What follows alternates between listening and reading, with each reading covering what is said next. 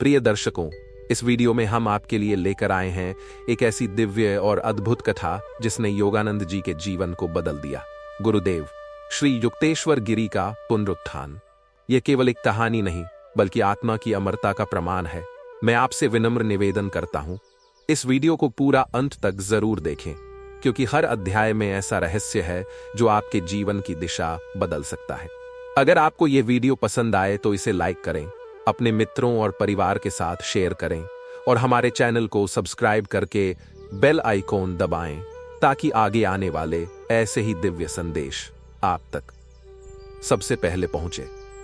तो आइए अब हम चलते हैं उस अद्भुत यात्रा की ओर जहां मृत्यु भी गुरु शिष्य के प्रेम को नहीं रोक सकी। अध्याय 1, भूमिका। मृत्यु और पुनरुत्थान का रहस्य। मृत्यु, यह शब्द सुनते ही मनुष्य का हृदय कांप उठता है। हर इंसान जानता है कि यह जीवन नश्वर है, एक दिन यह शरीर मिट्टी में मिल जाएगा। फिर भी जब हम इस सत्य के सामने खड़े होते हैं तब मन का संतुलन हिल जाता है। युगों से ऋषि मुनि, संत, महात्मा और दार्शनिक इस प्रश्न का उत्तर खोजते रहे हैं, क्या मृत्यु ही अंत है या यह जीवन की एक नई शुरुआत है? भारतीय आध्यात्मिक परंपरा स्पष्ट कहती है, आत्मा न तो जन्म लेती है न मरती है। आत्मा शाश्वत है, लेकिन साधारण मनुष्य के लिए यह केवल एक दर्शन की पंक्ति होती है। जब तक कि और यही अनुभव मानवता को दिलाने के लिए ईश्वर ने समय समय पर संतों और महापुरुषों को पृथ्वी पर भेजा है। ऐसे ही एक दिव्य घटना का प्रमाण हमें मिलता है। परमहंस योगानंद और उनके गुरु स्वामी श्री युक्तेश्वर गिरी की अमर गाथा में। मृत्यु और शिष्य का वियोग। गुरु और शिष्य का संबंध किसी साधारण बंधन से नहीं बंधा होता, यह आत्मा और परमात्मा के बीच का सेतु है।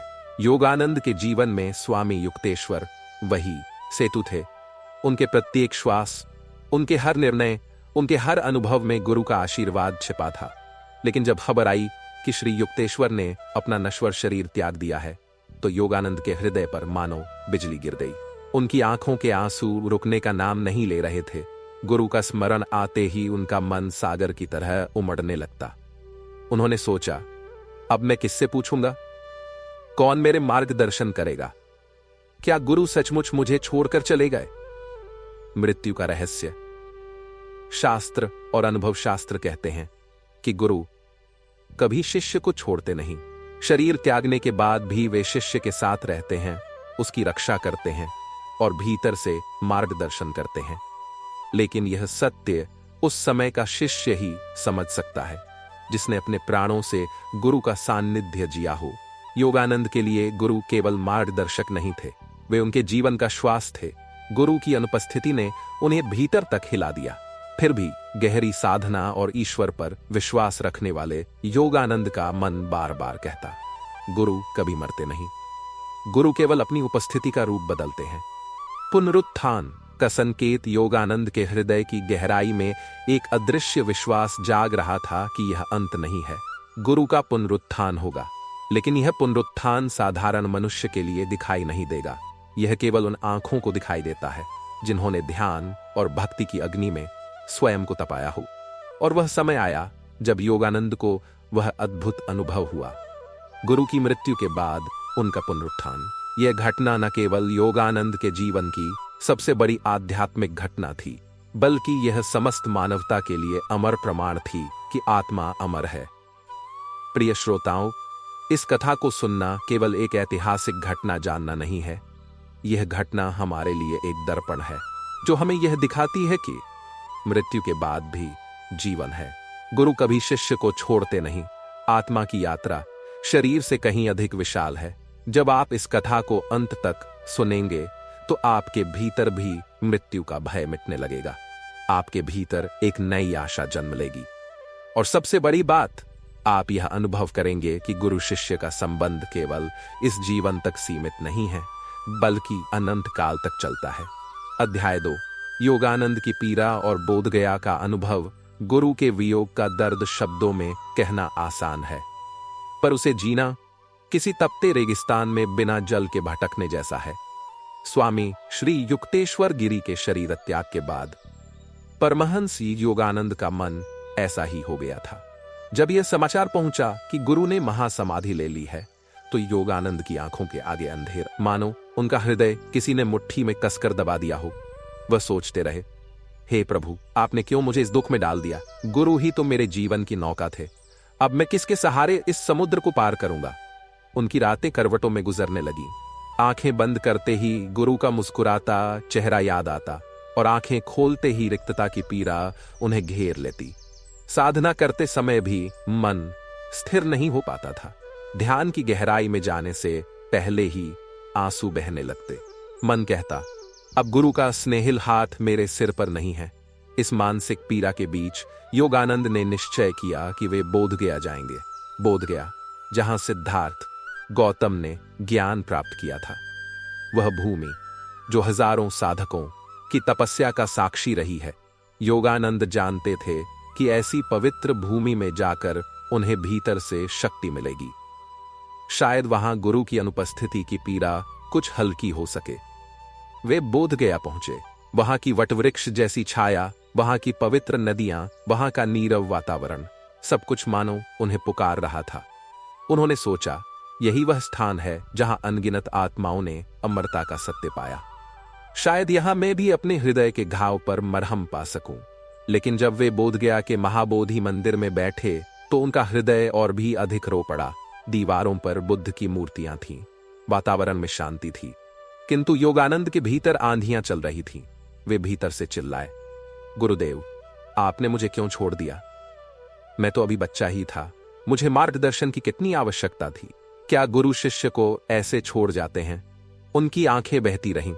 एक ओर शास्त्रों का ज्ञान कहता, गुरु कभी नहीं मरते। दूसरी ओर हृदय का दर्द कहता, गुरु चले गए।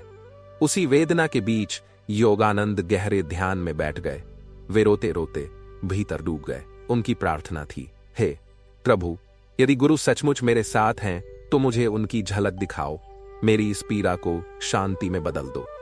घंटों साधना करने के बाद अचानक उनके भीतर प्रकाश फूट पड़ा। आंखें बंद थीं, किंतु आंखों के आगे एक दिव्य दृश्य प्रकट हुआ।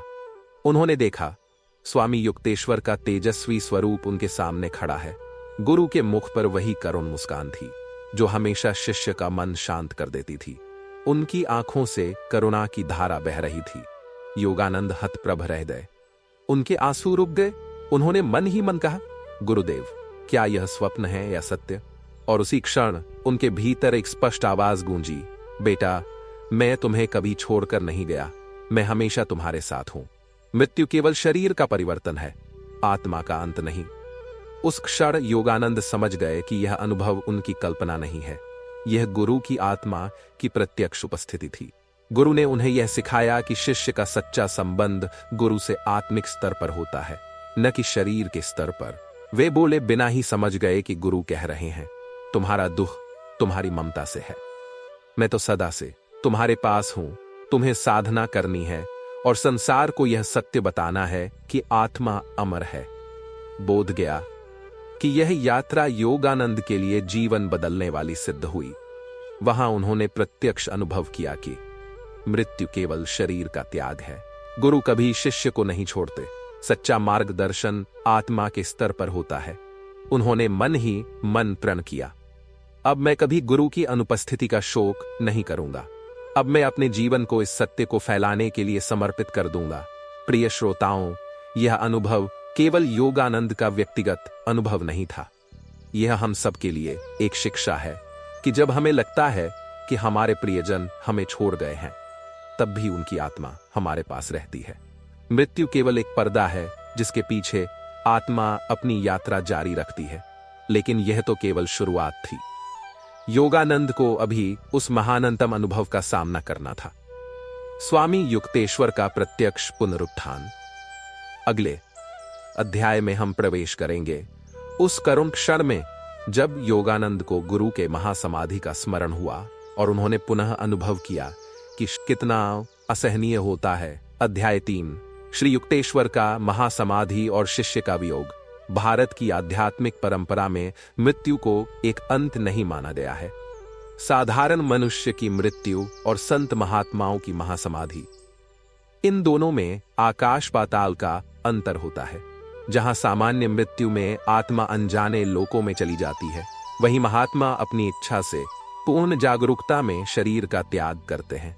उनके लिए यह त्याग किसी वस्त्र को उतारने जैसा होता है।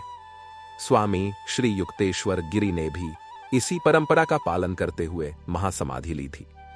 उन्होंने शरीर छोड़ते समय यह स्पष्ट कर दिया था कि वे केवल शरीर का त्याग कर रहे हैं, शिष्य को नहीं। लेकिन जब यह समाचार अमेरिका में बैठे योगानंद तक पहुंचा तो उनके हृदय पर मानो वज्र गिर गया। समाचार था, श्री युक्तेश्वर अब इस पृथ्वी पर नहीं है। योगानंद की आंखों में आंसू छलक पड़े। वे अवाक रह गए, शब्द गले में अटक गए।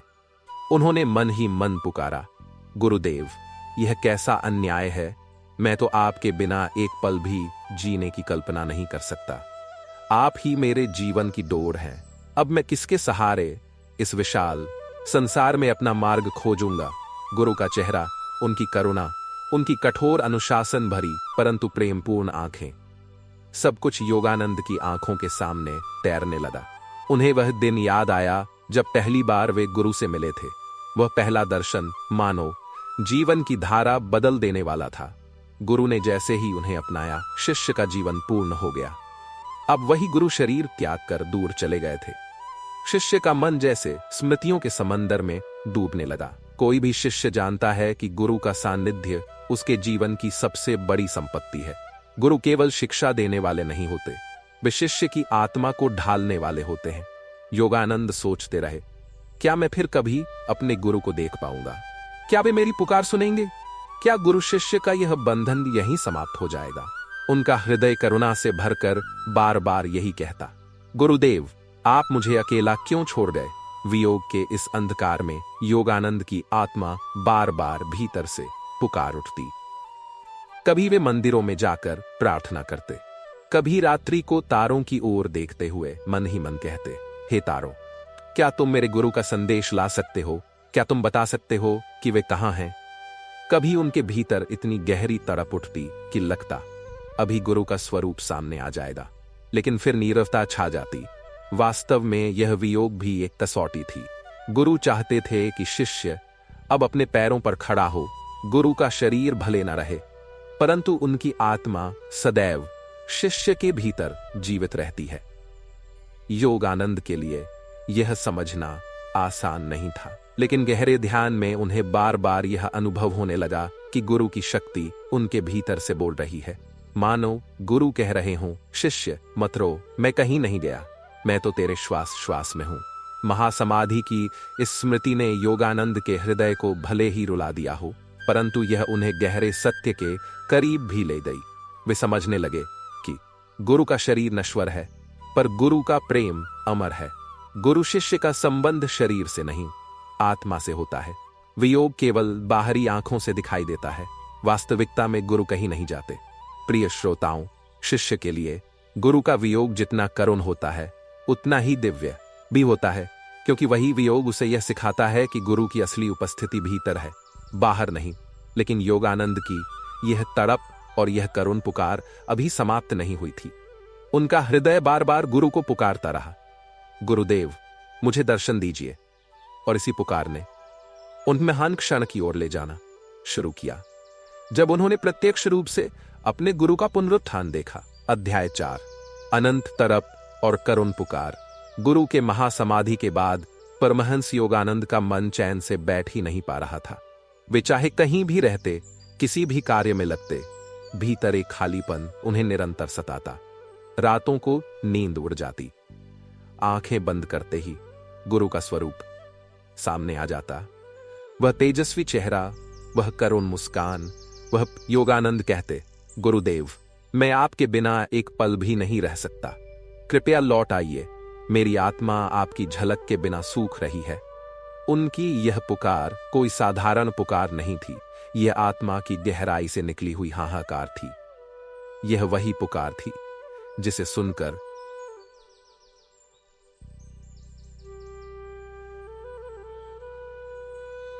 दिन में जहां वे अपने अनुयायियों और कार्यों में व्यस्त रहते, वहीं रात में उनके भीतर यह स्वर गूंजता, गुरुदेव, मुझे दर्शन दीजिए, सिद्ध कर दीजिए कि आत्मा अमर है। ध्यान और साधना में योगानंद पहले ही गहरे उतर चुके थे, पर अब उनकी साधना में तड़प का एक नया रंग जुड़ गया था। वह तड़प मानो आग बन गई थी जो उन्हें भीतर से जला रही थी। शास्त्र कहते हैं कि जब साधक की पुकार करुण और सच्ची हो जाती है तो वह स्वयं ईश्वर का ध्यान खींच लेती है। योगानंद की पुकार अब उसी स्तर पर पहुंच चुकी थी। कई बार वे ध्यान में बैठते और अचानक महसूस करते कि कोई अदृश्य शक्ति उनके चारों ओर है। कभी उनके कानों में गुरु का स्वर गूंज जाता, बेटा धैर्य रखो, मैं कहीं नहीं गया हूं, मैं तुम्हारे बहुत निकट हूं। परंतु जैसे ही ध्यान टूटता वे फिर उसी करुणा में डूब जाते। वे पुकारते, गुरुदेव यदि आप सचमुच निकट हैं तो मुझे प्रत्यक्ष दर्शन दीजिए, मेरे इस हृदय को शांति दीजिए। इस तरफ ने योगानंद को संसार से मानो अलग कर दिया था। लोग उनके सामने आते, प्रश्न पूछते, पर भीतर उनका मन केवल गुरु के स्मरण में डूबा रहता। वे सब कार्य यंत्रवत करते, पर भीतर केवल एक ही पुकार थी, गुरुदेव गुरुदेव गुरुदेव गुरुदेव। कभी वे घंटों अकेले आसमान की ओर देखते, कभी समुद्र किनारे जाते और लहरों से कहते, क्या तुम मेरे गुरु का संदेश ला सकती हो। दरअसल यह समय उनकी परीक्षा का था। गुरु जानबूझकर अदृश्य होकर देख रहे थे कि शिष्य अपने प्रेम और विश्वास में कितना अडिग है। क्या वह बाहरी अनुपस्थिति में भी गुरु को भीतर अनुभव कर पाता है? क्या वह केवल शरीर को गुरु मानता है या आत्मा को? योगानंद इस परीक्षा में खरे उतर रहे थे। उनकी तरफ हर दिन बढ़ रही थी और उसी तरफ के कारण उनका ध्यान और भी गहरा होता जा रहा था। एक रात जब आकाश तारों से भरा था और चांदनी धरती पर बिखरी हुई थी, योगानंद समुद्र किनारे टहल रहे थे। लहरें उठ उठकर तट से टकराती और मानो उनकी पीड़ा को प्रतिध्वनित करती। योगानंद ने हाथ उठाकर आकाश की ओर देखा और चिल्ला, यदि आप सचमुच जीवित हैं, यदि आत्मा अमर है तो कृपया मुझ पर प्रकट हो जाइए, अन्यथा मेरा जीवन व्यर्थ हो जाएगा। मैं संसार को क्या उत्तर दूंगा। उनकी यह पुकार इतनी करुण थी कि स्वयं प्रकृति भी मानो शांत हो गई। लहरें धीमी हो गईं, हवा ठहर सी गई, आकाश के तारे और भी चमक उठे। उस रात योगानंद रोते रोते ध्यान में बैठे। उनका शरीर थक चुका था, पर उनकी आत्मा पूरी शक्ति से पुकार रही थी। और फिर उनके भीतर एक दिव्य प्रकाश चमका। वातावरण में एक अलौकिक शांति उतर आई, मानो आकाश और पृथ्वी के बीच कोई अदृश्य द्वार खुल रहा हो। उनका मन कह रहा था, अब कुछ होने वाला है, अब मेरी पुकार सुनी जाएगी। प्रिय श्रोताओं, यह करुण पुकार साधारण नहीं थी। यह वही अग्नि थी जिसने योगानंद को उस अमर अनुभव तक पहुंचाया जहां उन्होंने अपने गुरु को मृत्यु के पार पुनः जीवित देखा। अगले अध्याय में हम प्रवेश करेंगे उस अद्भुत और अविश्वसनीय क्षण में जब स्वामी श्री युक्तेश्वर ने स्वयं योगानंद के सामने प्रकट होकर यह सिद्ध कर दिया कि आत्मा कभी नहीं मरती। अध्याय 5, अद्भुत घटना। गुरु का पुनरुत्थान, कई दिनों की करुण पुकार, कई रातों के आंसुओं और गहन ध्यान के बाद योगानंद का हृदय थक कर भी आशा नहीं छोड़ रहा था। उनकी आत्मा जानती थी कि गुरु कभी शिष्य को छोड़ते नहीं, और एक दिन वह क्षण आ ही गया। उस दिन योगानंद अपने कमरे में एकांत में बैठे थे। बाहर हल्की हवा बह रही थी, खिड़की से सूर्य की किरणें भीतर आ रही थीं, पर उनके भीतर का वातावरण एकदम मौन और स्थिर था, मानो सृष्टि ने अपनी धड़कन रोक ली हो। अचानक उन्होंने अनुभव किया कि कमरा दिव्य प्रकाश, एक अदृश्य शक्ति वातावरण को भर रही थी, और फिर उनकी आंखों के सामने एक अलौकिक स्वरूप प्रकट हुआ। वह कोई और नहीं, स्वयं स्वामी श्री युक्तेश्वर गिरी थे। उनका शरीर दिव्य आभा से प्रकाशित था। उनका मुख पहले से भी अधिक तेजस्वी था। आंखों में करुणा, करुणा में प्रेम और प्रेम में अनंत शांति। योगानंद स्तब्ध रह गए। आंखें खुली थीं, पर वे सोचने लगे, क्या यह सपना है? क्या यह ध्यान की कोई कल्पना है? लेकिन नहीं, गुरु का स्वरूप उतना ही वास्तविक था जितना स्वयं उनका शरीर, बल्कि उससे भी अधिक वास्तविक। योगानंद के होंठ कांप उठे, आंखों से आंसू बह निकले। वे दौड़कर गुरु के चरणों पर गिर पड़े। गुरुदेव, उनकी आवाज फूट पड़ी, आप सचमुच मेरे पास है। आप तो चले गए थे और आज आप मेरे सामने खड़े हैं। ये कौन सा रहस्य है? क्या मृत्यु झूठ है? क्या आत्मा अमर है? गुरु ने प्रेमपूर्ण दृष्टि से शिष्य को देखा और मुस्कुराए। उनका स्वर गूंजा, बेटा शांति रखो। मैं कहां गया था? क्या गुरु कभी शिष्य को छोड़ सकता है? योगानंद रोते हुए बोले, पर गुरुदेव, आपने तो शरीर त्याग दिया था। लोगों ने कहा कि आप अब इस पृथ्वी पर नहीं हैं।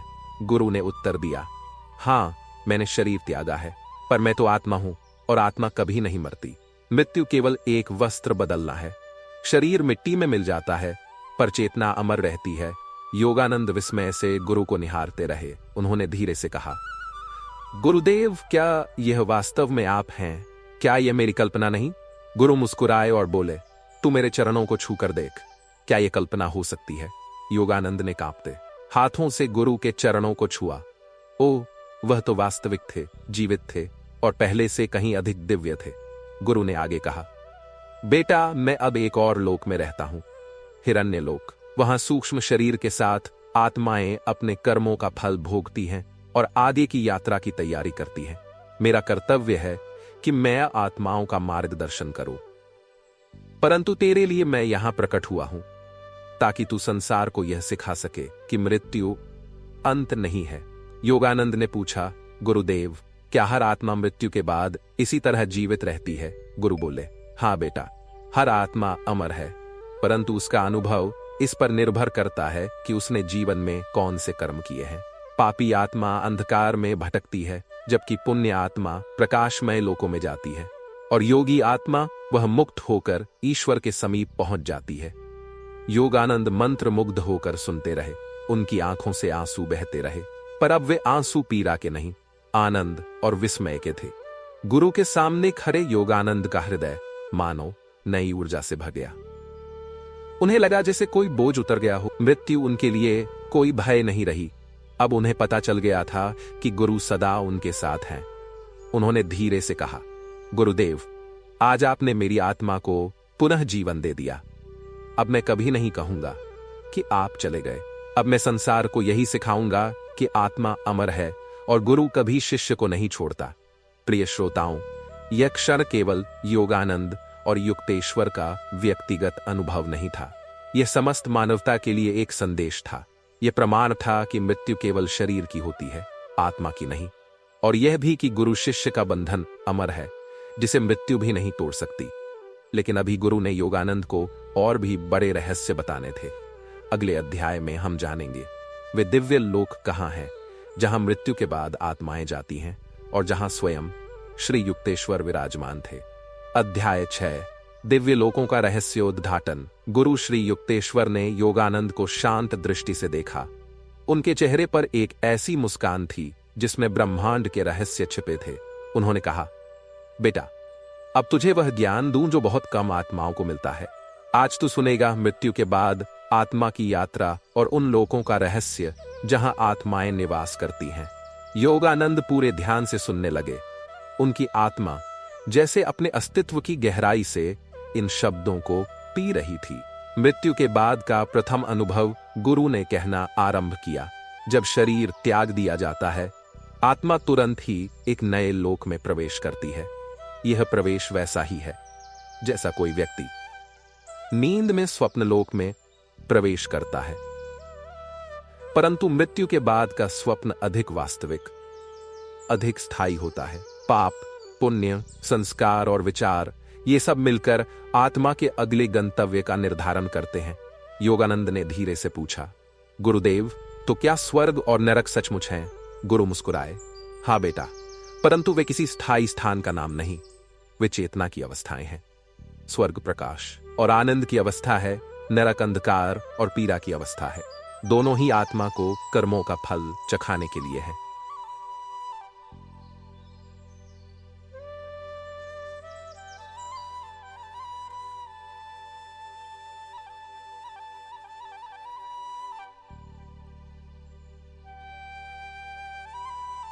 यहां वे आत्माएं आती हैं जो साधारण जीवन जीकर मृत्यु को प्राप्त होती है। यहां वे अपने अधूरे इच्छाओं को सूक्ष्म रूप में जीती हैं। जो व्यक्ति भौतिक वस्तुओं से अत्यधिक बंधा रहता है वह यहां भी भूत प्रेत की तरह भटक सकता है, परंतु जो आत्मा धर्म परायण रही है उसे यहां सुख और शांति मिलती है। योगानंद विस्मित होकर बोले, गुरुदेव, क्या हर कोई सूक्ष्म लोक से होकर गुजरता है? गुरु ने उत्तर दिया, हाँ बेटा, लगभग हर आत्मा पहले यहां आती है, फिर अपने कर्मों के अनुसार आगे बढ़ती है। कारण लोक, कारण जगत। गुरु की वाणी गंभीर हो गई। दूसरा लोक है कारण जगत। यहां केवल शुद्ध आत्माएं पहुंचती हैं जो अपने अधिकांश कर्मों को समाप्त कर चुकी होती हैं। यहां आत्मा केवल विचार रूप में रहती है, इच्छाएं यहां सूक्ष्मतम रूप में रहती है।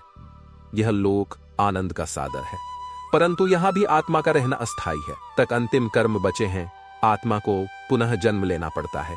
योगानंद की आंखों में जिज्ञासा चमक उठी। गुरुदेव, तो क्या कारण जगत ही मुक्ति है? गुरु बोले, नहीं बेटा, कारण जगत केवल अंतिम सीढ़ी है। मुक्ति तो तब है जब आत्मा इन तीनों लोकों, भौतिक, सूक्ष्म और कारण से परे ईश्वर में विलीन हो जाती है। हिरण्यलोक, गुरु का निवास। योगानंद ने धीरे से पूछा, गुरुदेव, और आप अभी कहां हैं? गुरु ने कहा, मैं वर्तमान में हिरण्यलोक में हूं। यह अत्यंत उच्च सूक्ष्म लोक है जहां महान ऋषि और मुक्त आत्माएं रहती हैं। मेरा कार्य वहां आत्माओं को आगे की यात्रा के लिए मार्गदर्शन देना है। मैं उन आत्माओं को प्रकाश दिखाता हूं जो अज्ञान के कारण भटक रही होती हैं। आत्मा की गति। योगानंद ने पूछा, गुरुदेव, क्या आत्मा का यह चक्र अनंत है? क्या हर आत्मा को बार बार जन्म लेना पड़ता है?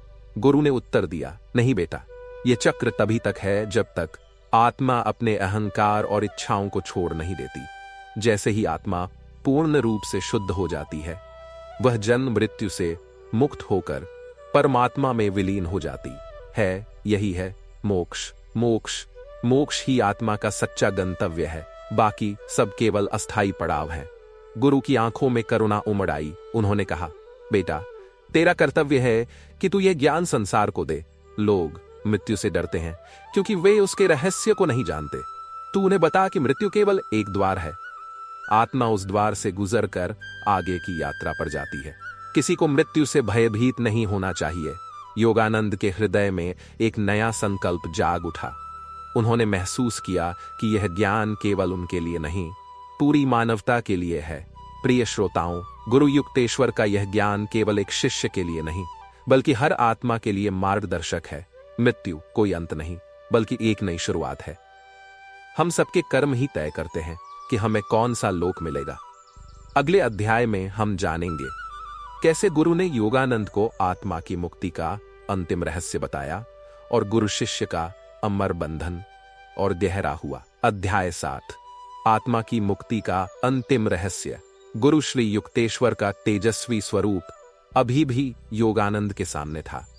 उनके मुख से निकलने वाले हर शब्द में ऐसा प्रभाव था मानो स्वयं ब्रह्मांड बोल रहा हो।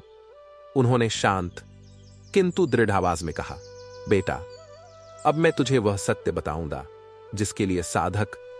यह सत्य है मुक्ति का रहस्य। योगानंद की आत्मा में एक कंपन उठी।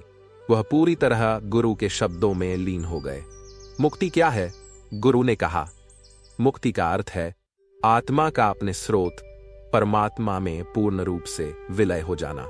जैसे नदियां अंततः सागर में समा जाती हैं, वैसे ही आत्माएं अंततः ईश्वर में लौटती हैं। परंतु बेटा, मुक्ति केवल मृत्यु के बाद नहीं मिलती। सच्ची मुक्ति तो जीवन मुक्ति है, जब जीवित रहते हुए ही आत्मा अपने भीतर ईश्वर का अनुभव कर ले। योगानंद की आंखों में आंसू आ गए। गुरुदेव, तो क्या मैं भी जीवन मुक्त हो सकता हूं? गुरु ने मुस्कुराते हुए कहा, हां बेटा, हर शिष्य, हर साधक इस मार्ग पर चल सकता है, यदि वह अपनी साधना, विश्वास और प्रेम को अटूट बना ले। मुक्ति के 3 अवरोध। गुरु ने अपना दायां हाथ उठाया और कहा, मुक्ति पाने से पहले साधक को 3 बंधनों को तोड़ना होता है। 1, अज्ञान का बंधन, यह विश्वास की मैं शरीर हूं, मैं मन हूं।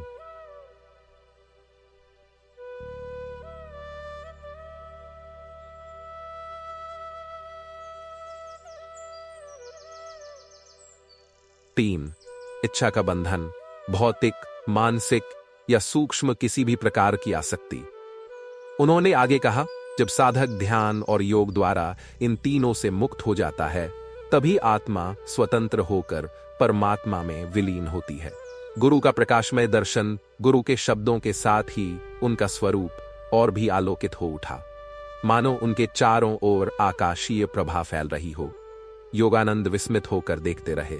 गुरु बोले, बेटा, यह शरीर क्षणभंगुर है, मन भी परिवर्तनशील है, परंतु तू आत्मा है, शाश्वत, अजर, अमर। जब यह बोध तुझे हर क्षण, हर सांस में होगा, तभी तुझे मुक्ति का अनुभव होगा। साधना का महत्व, योगानंद ने पूछा। गुरुदेव, साधक इस मुक्ति की ओर कैसे बढ़े? गुरु बोले, साधना के बिना मुक्ति का मार्ग नहीं खुलता। ध्यान, प्राणायाम, नाम स्मरण और ईश्वर प्रेम, ये चार स्तंभ साधक को स्थिर करते हैं। ध्यान आत्मा को भीतर ले जाता है। प्राणायाम जीवन शक्ति को नियंत्रित करता है। नाम स्मरण हृदय को शुद्ध करता है और ईश्वर प्रेम आत्मा को सीधा परमात्मा से जोड़ देता है। उन्होंने आगे कहा, साधना केवल तकनीक नहीं, यह आत्मा जिसे यह संवाद स्थापित हो जाता है, वह मृत्यु से भी परे हो जाता है। गुरु की आंखें करुणा से भर गईं। उन्होंने कहा, बेटा, जान ले कि गुरु और शिष्य का बंधन केवल एक जन्म का नहीं होता। यह बंधन अनादि और अनंत है। गुरु शिष्य को तब तक मार्गदर्शन करता है जब तक वह पूर्ण मुक्ति को प्राप्त न कर ले। मेरा शरीर अब नहीं है, पर मैं सदा तेरे साथ हूं। तेरी हर साधना में, तेरी हर प्रार्थना में, तेरी हर आंसू में मैं उपस्थित हूं। योगानंद की आंखें छलक उठी। उन्होंने गुरु के चरणों को पकड़ लिया और भाव विभोर होकर बोले, गुरुदेव, यदि आप सदा मेरे साथ हैं तो मुझे और कुछ नहीं चाहिए। अब मैं केवल यही चाहता हूं कि मैं आपके बताए मार्ग पर पूरी निष्ठा से चलूं। गुरु ने योगानंद के मस्तक पर हाथ रखा। उनके स्पर्श से योगानंद का पूरा अस्तित्व आनंद और प्रकाश से भर गया, मानो उनके भीतर हजारों सूर्यों का तेज प्रकट हो गया हो। गुरु बोले, बेटा, संसार को यह सत्य बता कि आत्मा अमर है, मृत्यु केवल एक परिवर्तन है और मुक्ति हर मानव का अंतिम लक्ष्य है। लोगों को भय नहीं, विश्वास दो। लोगों को अंधकार नहीं, प्रकाश दो। तू उनका दीपक बन। यह कहकर गुरु का दिव्य स्वरूप धीरे धीरे प्रकाश में लीन हो गया। कमरे में मौन छा गया, पर योगानंद का हृदय अब सदा के लिए बदल चुका था। प्रिय श्रोताओं, यह था आत्मा की मुक्ति का अंतिम रहस्य, जिसे गुरु श्री युक्तेश्वर ने अपने शिष्य परमहंस योगानंद को प्रदान किया। यह ज्ञान न केवल योगानंद के लिए बल्कि हर साधक के लिए है। हम सबका अंतिम लक्ष्य है अज्ञान, कर्म और इच्छा से मुक्त होकर परमात्मा में विलीन होना। अगले अध्याय में हम जानेंगे कैसे इस अद्भुत अनुभव के बाद योगानंद ने अपने जीवन का संकल्प बदला और गुरु के संदेश को पूरी दुनिया तक पहुंचाया। अध्याय 8, योगानंद का संकल्प और विश्व संदेश। गुरु श्री युक्तेश्वर का दिव्य स्वरूप धीरे धीरे प्रकाश में लीन हो चुका था। कमरा फिर से सामान्य हो गया, पर योगानंद का हृदय अब असामान्य, अलौकिक हो गया था। उन्होंने महसूस किया कि उनकी आत्मा किसी नए जन्म में प्रवेश कर चुकी है। गुरु के शब्द अभी भी उनके कानों में गूंज रहे थे, बेटा, संसार को यह सत्य बता। लोगों को भय नहीं, विश्वास दो। तू उनका दीपक बन। योगानंद के भीतर एक गहरी प्रतिज्ञा उठी। उन्होंने सोचा, अब तक मैंने गुरु के चरणों में अपने प्रेम को आंसुओं और ध्यान में व्यक्त किया, पर अब मुझे इसे कर्म में बदलना होगा। मुझे वह दीपक बनना होगा जिसकी बात गुरु ने कही। मुझे यह संदेश पूरी दुनिया तक पहुंचाना होगा। उनका जीवन अब केवल उनका निजी जीवन नहीं रहा, वह अब एक मिशन था, मानवता को मुक्ति के मार्ग की ओर ले जाने का। कुछ समय बाद योगानंद को भीतर से एक गूढ़ प्रेरणा मिली। उनके हृदय में एक स्वर बार बार कह रहा था, पश्चिम की भूमि तेरा इंतजार कर रही है। वहां लाखों आत्माएं ज्ञान की प्यास से तड़प रही हैं। जा। और उन्हें गुरु का संदेश पहुंचा। शुरुआत में योगानंद संकोच में थे। वे सोचते थे, भारत ही तो योग की भूमि है, यहां से बाहर जाकर कौन सुनेगा। पर गुरु की शिक्षा उन्हें स्मरण हो आई, बेटा, सत्य की भाषा सार्वभौमिक है। जहां भी आत्माएं प्यासे हैं, वहां भी आत्माएं प्यासे हैं, वहां भी आत्माएं। 20 में योगानंद ने गुरु की वे अमेरिका पहुंचे और बोस्टन में आयोजित धार्मिक सम्मेलन में भाग लिया। वहां उन्होंने जब भारतीय योग और ध्यान की बात कही तो पश्चिमी लोग आश्चर्यचकित रह गए। लोगों ने पहली बार सुना कि मृत्यु अंत नहीं, आत्मा अमर है और ध्यान द्वारा हर मानव ईश्वर का अनुभव कर सकता है। उनकी वाणी में ऐसी शक्ति थी कि हजारों लोग आकर्षित हो गए। जल्द ही उन्होंने सेल्फ रियलाइजेशन फेलोशिप की स्थापना की। यही संगठन बाद में पूरी दुनिया में योग और ध्यान का संदेश फैलाने वाला दीपक बना। जब भी योगानंद किसी सभा में बोलते, उन्हें लगता जैसे गुरु उनके पीछे खड़े होकर प्रेरणा दे रहे हों। वे अक्सर कहते, मैं नहीं बोल रहा, मेरे गुरुदेव बोल रहे हैं, मैं केवल उनका दूत हूं। गुरु के पुनरुत्थान का अनुभव उनके लिए जीवन भर का आधार बन गया। जब भी वे थकते, निराश होते या अकेलापन महसूस करते, वे वही क्षण याद करते जब गुरु ने कहा था।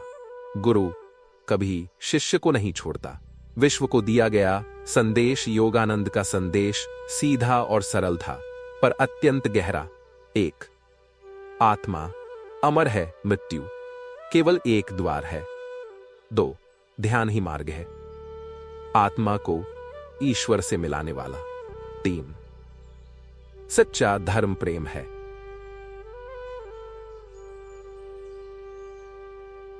4. गुरु शिष्य का बंधन अनंत है, सच्चा गुरु कभी छोड़कर नहीं जाता। 5. मुक्ति हर आत्मा का लक्ष्य है, कोई भी इससे वंचित नहीं। यह संदेश केवल प्रवचन नहीं था, यह उनके जीवन का जीता जागता अनुभव था और इसीलिए लाखों लोग उनसे प्रभावित हुए। कई बार जब योगानंद मंच से उतरते, लोग पूछते, महात्मा जी, जब आप बोलते हैं तो ऐसा लगता है जैसे कोई अदृश्य शक्ति हमें छू रही हो। क्या आपके साथ कोई और भी खड़ा है? योगानंद मुस्कुरा देते और कहते, हाँ, मेरे गुरुदेव।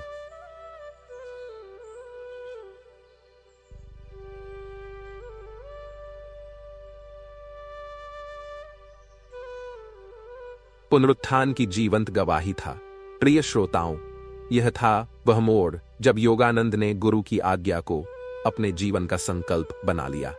उन्होंने न केवल भारत बल्कि पूरी दुनिया को योग, ध्यान और अमर आत्मा का संदेश दिया।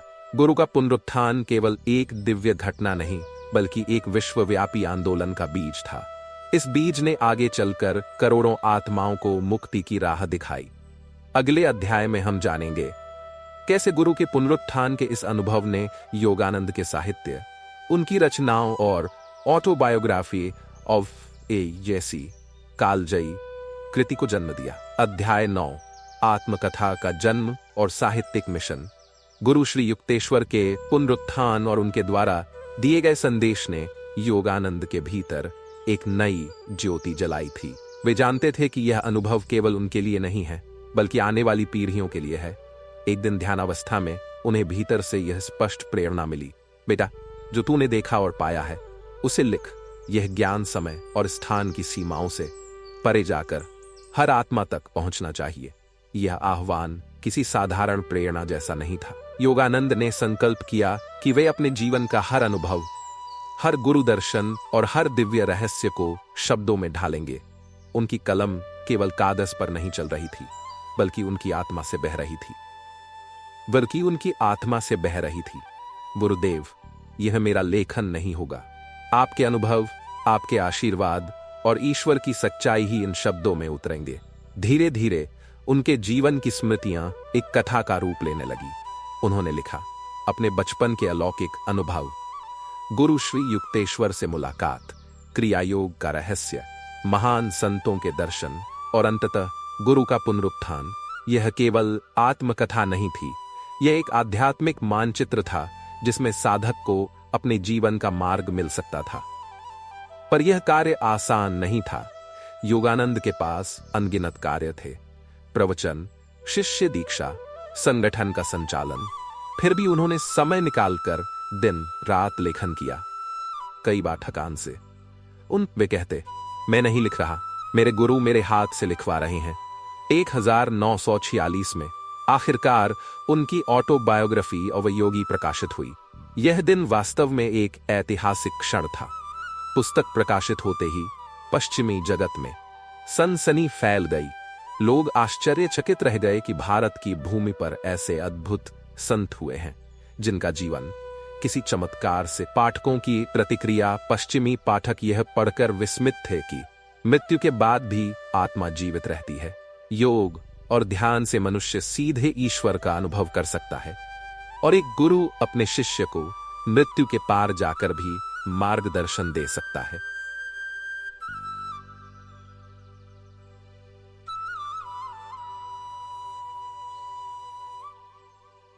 वाली बनी। कई पाठक कहते, जब हमने यह पढ़ा कि गुरु युक्तेश्वर मृत्यु के बाद भी जीवित होकर प्रकट हुए, तो हमें पहली बार विश्वास हुआ कि आत्मा सचमुच अमर है। योगानंद यहीं नहीं रुके। उन्होंने अनेक प्रवचन, संग्रह, लेख और पत्र लिखे। उनकी लेखनी का उद्देश्य केवल ज्ञान देना नहीं था, बल्कि आत्मा को झकझोरना था। उनकी रचनाएं बार बार यह संदेश देती, तुम केवल शरीर नहीं,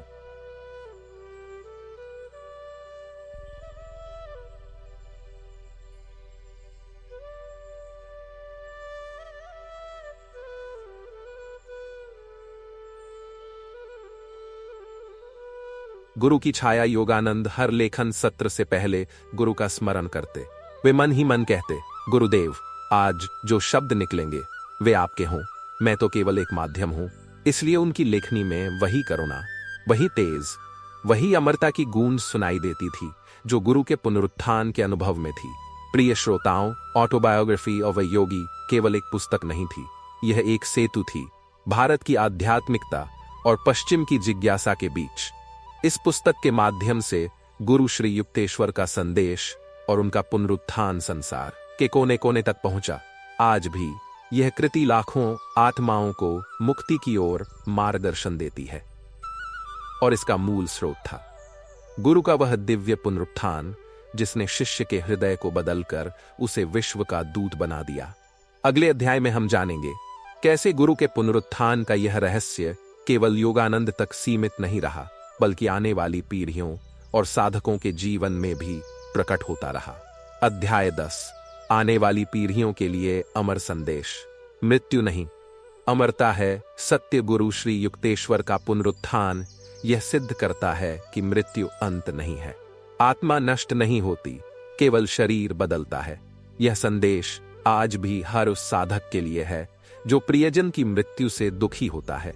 गुरु ने योगानंद से कहा था, बेटा, जीवन केवल एक स्वप्न है।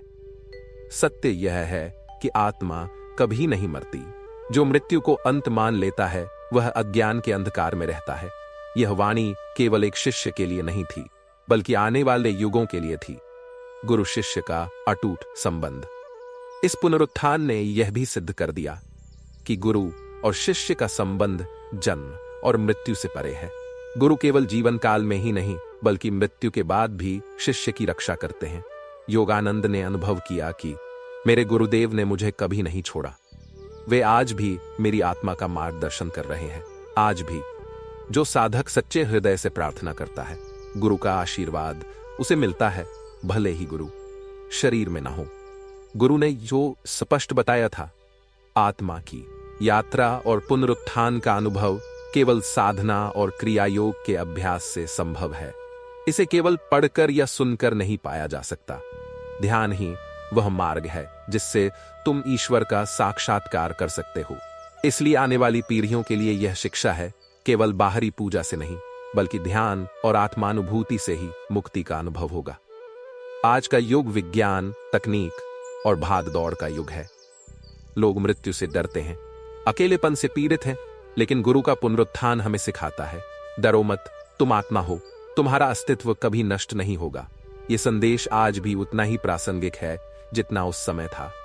योगानंद ने कहा था, मेरे गुरुदेव ने जो अनुभव मुझे दिया वह किसी विशेषाधिकार के कारण नहीं था।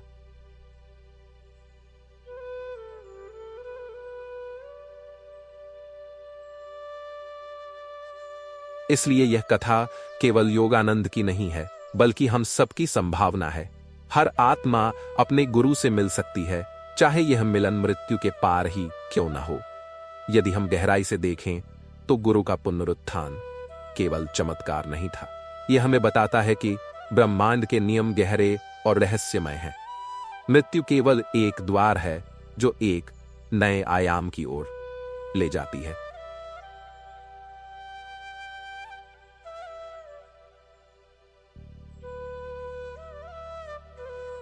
प्रिय साधक, यदि तुम ये कथा सुन रहे हो तो समझो ये तुम्हारे लिए है। गुरु युक्तेश्वर आज भी जीवित हैं, योगानंद आज भी जीवित हैं। उनकी चेतना तुम्हें पुकार रही है। वे कहते हैं, ध्यान करो, ईश्वर को खोजो और अपने भीतर उस अमरता को पहचानो। तुम भी आत्मा की उस यात्रा के साक्षी बन सकते हो जहां मृत्यु केवल एक स्वप्न है। प्रिय श्रोताओं, हमने इस दीर्घ कथा में देखा योगानंद का दुख और खोज, गुरु का दिव्य पुनरुत्थान, सूक्ष्म जगत के रहस्य, आत्मकथा का जन्म और अंततः आने वाली पीढ़ियों के लिए अमर संदेश। यह केवल एक कहानी नहीं है, यह एक निमंत्रण है। गुरु आज भी हमें बुला रहे हैं।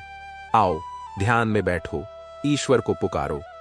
तुम्हें भी वही अनुभव मिलेगा जो योगानंद को मिला।